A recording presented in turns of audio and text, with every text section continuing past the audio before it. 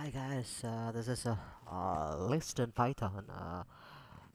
Basically, myself is Rajesh AM from School of CRC at University Chennai, India. So, generally, what is the meaning of list is that it's a collection of data items. As you all know that those who are already working in programming language, you might be heard of list concept.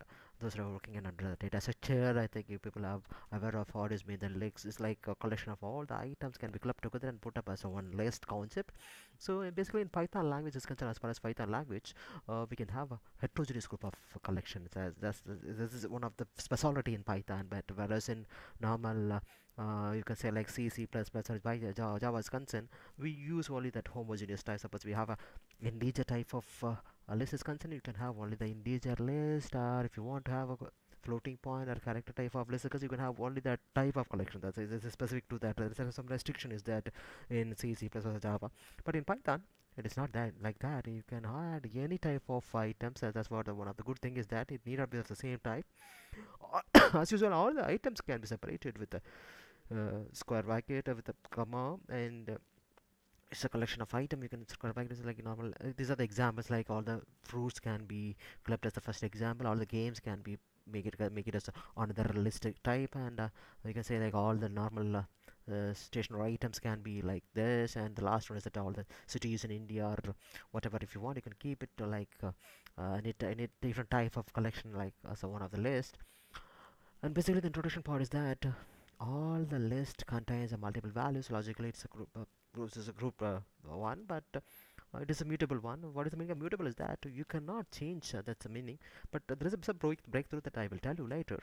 And all the items, there is element in the list is assigned with a number. That's called the position, or you can say like index. Basically, this type of position is placed. We have played already in C, C++ in the list concept. The same way we are using it here.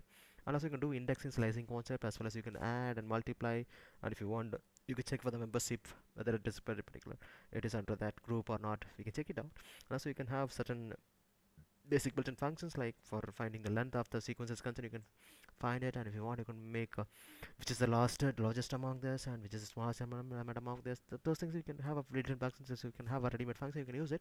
Okay, straight away we move into that example. You will just look at this. If you are going for creating any empty list concern, you can just simply give that as a syntax list name.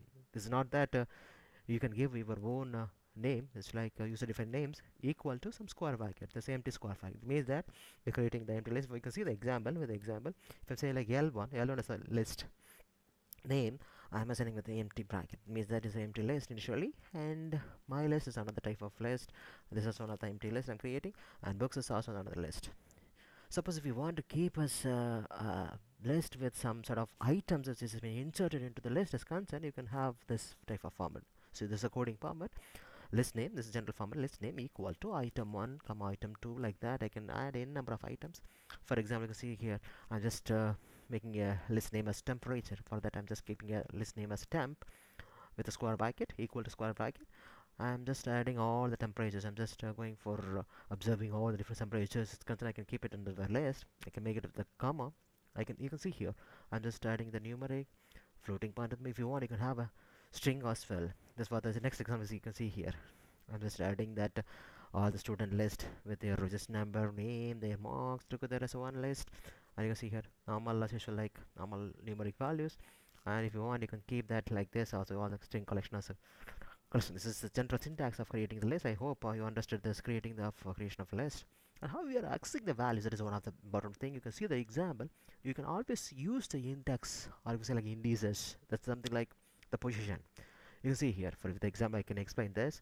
If I'm giving like L1, this is a list name with which is having around 6 elements. Under this, I'm trying to access my third element. Always assume that my list is starting from 0, position number 0 to n, or you can say like 0 to n minus 1.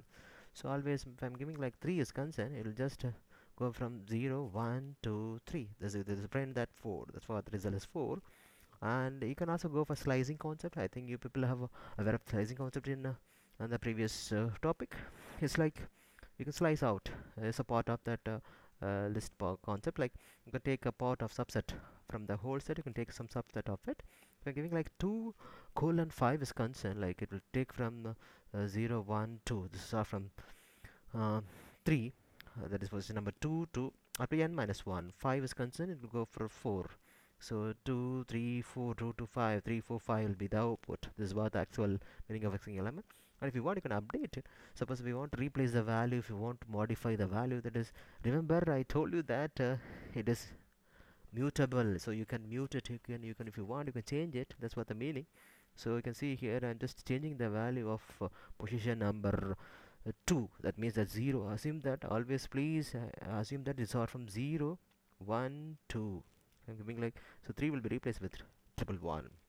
This is what the result. If I'm bring it, I can just get to know this. And if you want, you can delete the element like this. Like, you can use the predefined function called del function. This is one of the important function. You can use it here, del followed by list name of the position, that index value. If I'm giving like element of 4 is concerned, 0 1 2 3 4, it will remove this fourth element. That's it, 5 has been removed. That's the result. If you print it after this, it will print without that 5. That's what the result. And some of the other basic operations that you can find, the length of the list is concerned, you can go for this. You can see here I'm going straight away giving that, or if you want, you can learn of L1 L1 so let's name, I can give like, I'll give that total number of elements into this. And if you want to go for concatenation, you give that plus symbols for something like concatenation. So that's like a normal string concatenation. And if you want repetition, you can go for a store operator. It will print this whatever that element which is inside that, it will print 4 times. That's what, if I'm giving like with the value that time, that many time of time, it will print. And also the other number of basic operations that you can also go for uh, adding that different type of items. But you see here I am just trying to concatenate my integer, there is a numeric value with a string is concerned. I can typecast a string, then I can add it, I can just do it like a concatenation. And this is same like you can see here. What is the difference is that I'm just doing it like this, but it is taking that 3 and 4 as a separate one. So I can, by the way, it is like having the collection as 1 and 2 is numeric, and 3 and 4 is the string. It's like some of the other basic operations that you can find the membership, whether that particular uh, uh, element is present in the collection, and so this is the whole set, whether this element is present in this set. So for that you can go for this element in that collection. So this is for checking the membership. You can go for iterations concept, something like for loop.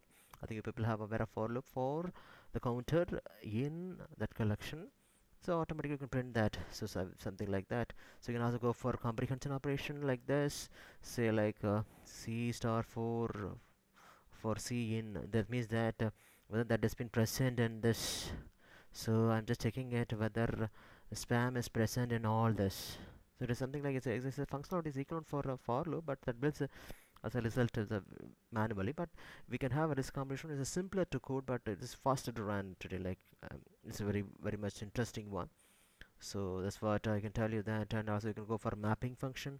Map is a built-in function. It is used to check with whether the particular prototype has been matched the sequence.